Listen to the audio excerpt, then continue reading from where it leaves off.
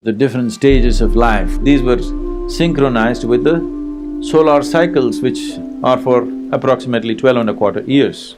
Every solar cycle, the cycle of your life should shift. If you just bring this awareness into your children, they will deal with it with much more wisdom.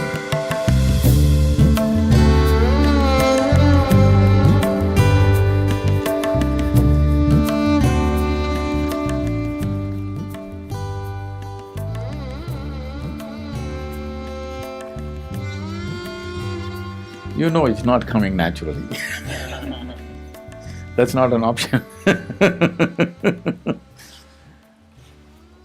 Till just one generation ago, a lot was taught to you about marriage, about children, everything. Now, our education system is only here to serve industry and business, not to serve human beings. Our education is not about producing great human beings. It's only about producing managers, supervisors, doctors, engineers. You're just a cog in the economic machine that's working. So, changing the larger education system tomorrow morning is out of question. But you could change it for yourself and your children, if you're willing. There was something called as Varnashrama Dharma, which is the different stages of life for which a human being had to be prepared for. 0 to 12 was considered balavastha. At this time, a child should do nothing. He must just eat, play, sleep. No ABC, no 1, 2, 3, no nothing.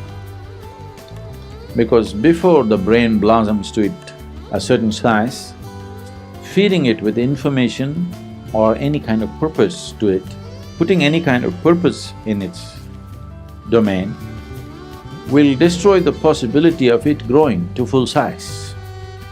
In India, everywhere maybe, the mango farmers have a certain process. You will see if you plant mango saplings, by second year actually, mango flower trees or plants will start flowering. Have you noticed? Second or third year, definitely full of flower.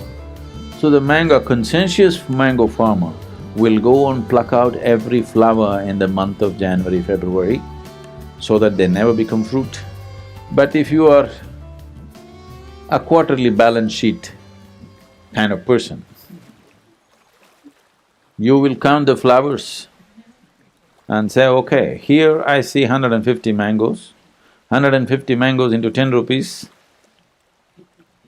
15,000 per plant, I have 10,000 plants, you will allow them to fruit. Anyway, they will not fruit very well, but they may fruit. But if you do this, that tree will never grow to full size. It will never come to its full potential. So even with plants we know that. Why is it that we don't know with children? We know it, but we want our children to be little better than the neighbor's children, which is a serious illness we have. Yes, our problem is our neighbor's children are already saying, 3-year-old saying, I want to be doctor. So that means you want the whole world to be sick.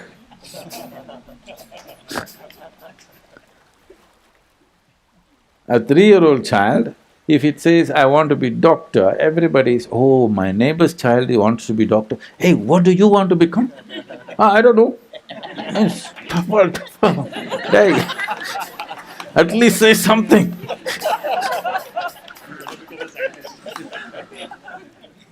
This is not the sickness of education system, this is the sickness which has gotten into the society. Education system is trying to cater to that. Once it happened, I'm doing a program in Chennai, and something comes up and we're asking people to share what happened that day. This man with a really grave face, sad, talking, my daughter, she's not doing her homework, I'm really worried about her future, what will happen to her, how do I… you know what, so many things he said.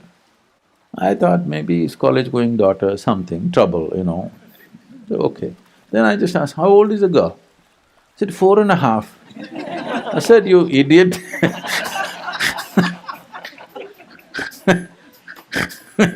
First thing, she shouldn't even be going to school. And now you're worried she's not doing homework, and you're worried about her future. What job will she get? Who will marry her? You know? So, we need to change this trend in the society, at least in your life, that your children are not products. When are they going to produce something? No. First of all, you must understand your children only come through you, they don't come from you. They're not yours. They're passing through you, you must be, appreciate the privilege that they came through you, that's all. Don't believe that they came from you. There's no ownership on them. Your business is to protect them, nurture them, till they come to a certain place, till they know how to do that themselves. That's all. Your business is not to see how much you can squeeze out of them, whether they will continue your business tomorrow, whether they will do things that you are incapable of doing. No, that's not what it is about. So this Varnashrama Dharma was like this: at 12, your Bahalavastha ends. Now your Brahmacharya begins, 12 to 24. 12 years of discipline and learning. So before you're empowered with education, you're always initiated into Brahmacharya. What Brahmacharya means is, Brahman means the ultimate reality, Charya means the path. You are on the path of the ultimate. That means you're not on a divisive path. That means you're not on the path of you versus me, you are on a path of absolute inclusiveness. Without including everything as yourself, you should not be empowered with education. You must remain illiterate, that is best, because education was seen as an empowerment.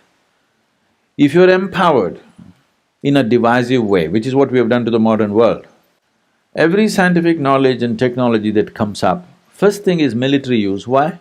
My nation versus your nation. My father is better than you my God is better than your God, my father is better than your father. Because once this division is there and you get empowered, all that will happen is the ugliness will get empowered. So before education, first thing is Brahmacharya. So for 12 and a quarter years, these were synchronized with the solar cycles, which are for approximately 12 and a quarter years. So every solar cycle, the cycle of your life should shift. First 12 and a quarter years is Balavastha. Once you cross that, the second is for learning and discipline. Once you cross that, at the age of 24, you decide whether you want to go into family kind of living or you want to become on the spiritual path. By choice, not by social compulsions. Each individual according to his own traits. Now if you're made in such a way, the opposites are drawing you. Are you… in organized way you handle that. You get married and children, this, that will happen. For next 24 years, you're in Grihastha ashrama. Otherwise at 24 you choose to become a sannyasi, that is settled. There was a time when about 30% of Indian population chose to be sannyasis, 70% chose to be grihasthas, which was a good population control by itself. So at the age of 48, you undo the grihastha ashrama. That's gone, isn't it? Can you undo it?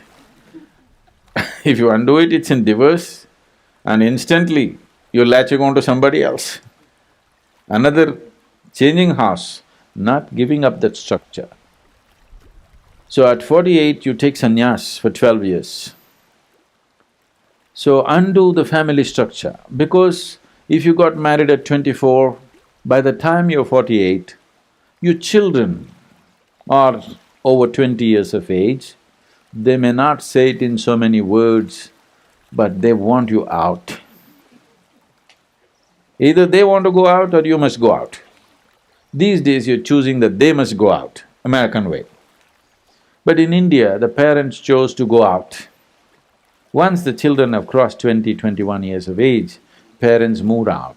It's a sensible thing to do. So, husband and wife who have lived together for 24 years, they separated themselves consciously, not because they have a fight, consciously separated themselves, and there were institutions where they could pursue their spiritual process for the next 12 years. At the age of 60, now after 12 years of spiritual sadhana, after having seen the experience of life, now they again came back. First time they got married because of physical and emotional longings. This time they once again get married for a completely different reason. At 60, there is a marriage. Today, that one thing still lot of people are keeping, you know. They're living together and again getting married. No, only if you go away for 12 years and again come back consciously. First time when you're married, you were not conscious. Certain compulsions made you marry. Now you're consciously getting into it. They came together and then they went into vanaprastha. Not to live with your children or grandchildren, see them, bless them and go into the forest and live. This was the arrangement of life, which is a very wise way to do things. Well, you can't do it exactly like that today, but you must be conscious. At different stages in life, different things must be important. When you're 60, if the same things which were important to you at 18 are important, that means you're just not getting anywhere with your life, isn't it? Things must change. And you must make your children, that's how it is. If you just bring this awareness into your children, right now what they are going through is just a phase, it's not everything. They will conduct it properly. But because at that moment, when their intelligence is hijacked by their hormones, they think that is it. If you just tell them, it's fine, I have also been through this, you're also going through this, it's fine, it's a phase.